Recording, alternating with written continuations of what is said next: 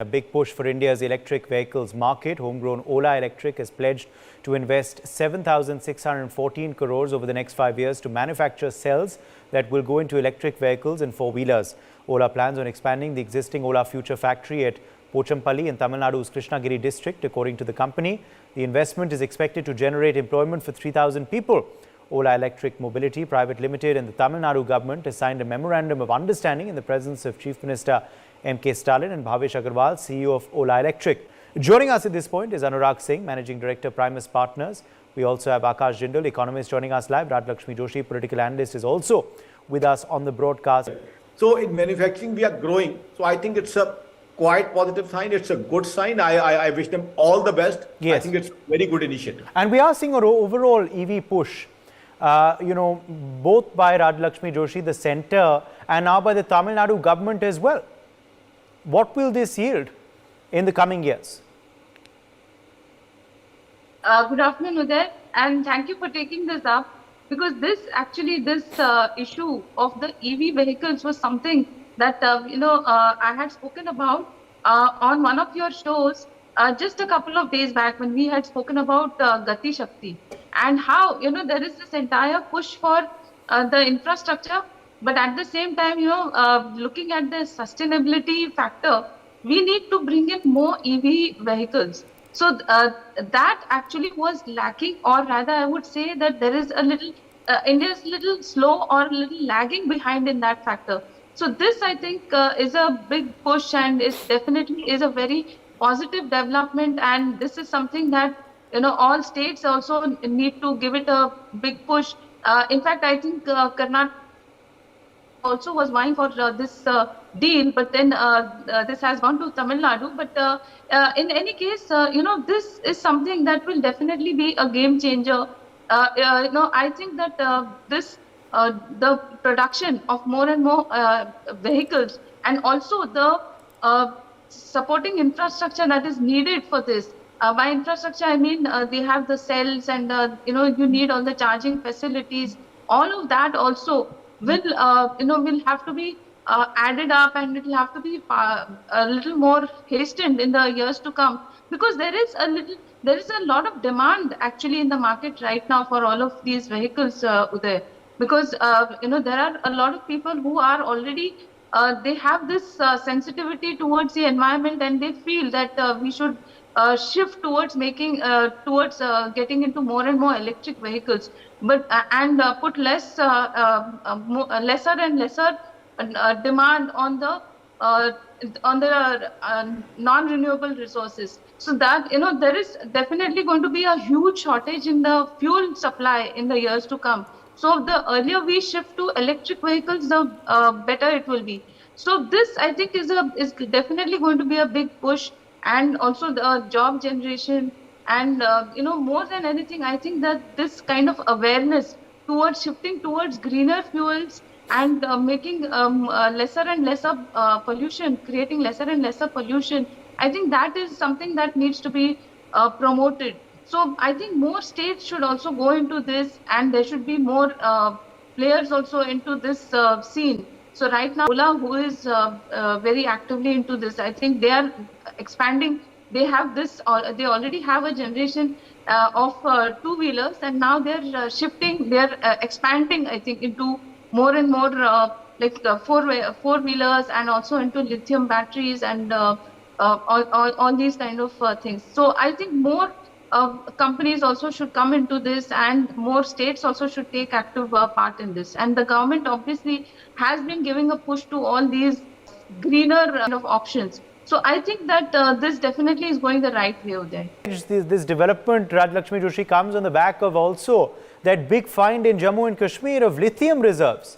And lithium, of course, we all know is a core component of these cells, of these batteries. So that also could prove to be a game changer. In fact, that development has rattled Pakistan and rattled terror groups as well, as it's been found in J&K.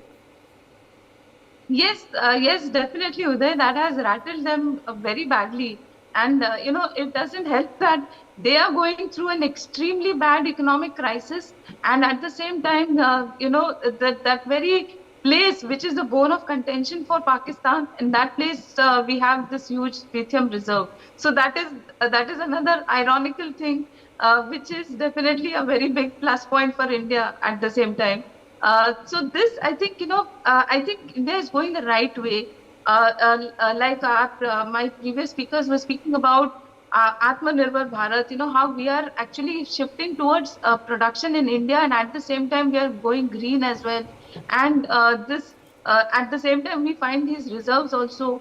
And so this is going to give definitely a big push towards this entire thing about EV. So, like I was saying, there is definitely a lot of production happening. There is a lot of action on the EV scene also. But then I definitely feel that India is ready for a lot more on this scene, because there is a lot of demand. I know personally that a lot of my friends, they want to shift to EV, but then, we always have to think about what about the charging stations, because if you go, outdoors, especially if you go out of the big cities, then there is a big question about how do we sustain it. So that actually, on the national level, we'll have to work on it a lot more and make it something like everybody is able to use it. So this is something that was, it needed a big push. And I think that if a lot more players come into it, and there has to be a big, huge revolution in shifting towards electric vehicles. So that, I think, Akash is coming in. Akash, go ahead. Apart from that, of course, charging stations, charging network is very important. We have been seeing a lot of talk about that in the past 2 years. But as of now, we don't have that sort of charging infrastructure. Plus, I think psychologically also, we have to make our countrymen think that way, that we have to use electric vehicles. We need to make people aware about. We need to make people agile about it, that yes, EVs is something which is the fuel for the future, the vehicles for the future. Let me take that to Anurag Singh. Anurag Singh, how big of an impact can this make on our economy, on our dream, of course, to make our economy into the third largest in the world, and also as far as India being the manufacturing hub, not just domestically, not just to cater to domestic demand for this, but for the world, that's something we also now need to push to, isn't it?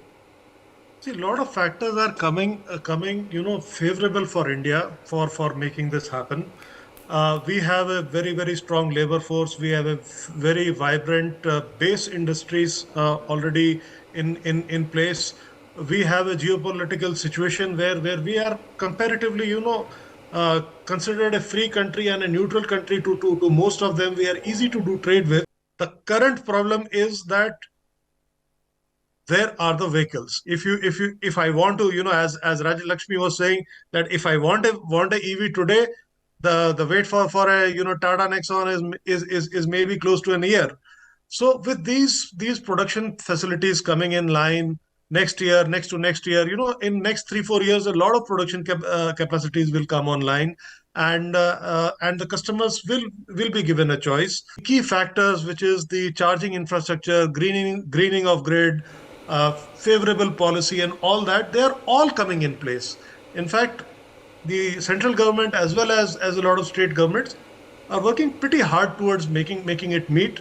Right. I'm going to leave it at that, because we've run out of time. But yes, certainly we need to continue this push. These are very healthy signs, and obviously more follow-up measures are needed, and a more proactive approach is needed, not just by corporate India, which of course is now seizing on the momentum, like this announcement by Ola Electric. 7,614 crores is a big amount, and it's very welcome. But also state governments now need to take the cue, like Tamil Nadu has done on the centre's preliminary announcements.